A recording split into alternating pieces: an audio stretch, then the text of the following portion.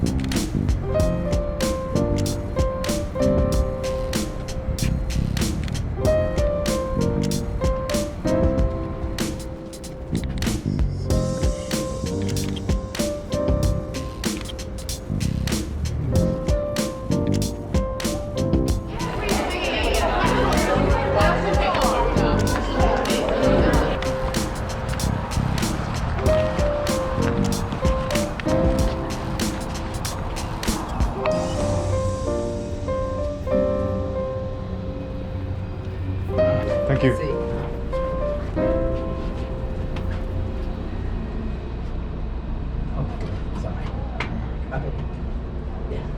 So on my way to the museum, I passed the yard selling event.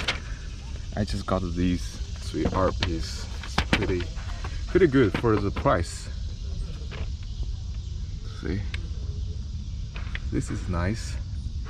So for the smaller one, it's $3 each, and for this bigger frame, it's about $20.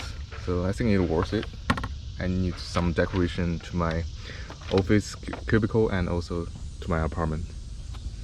Yeah, so those guys are doing the yard selling. Interesting.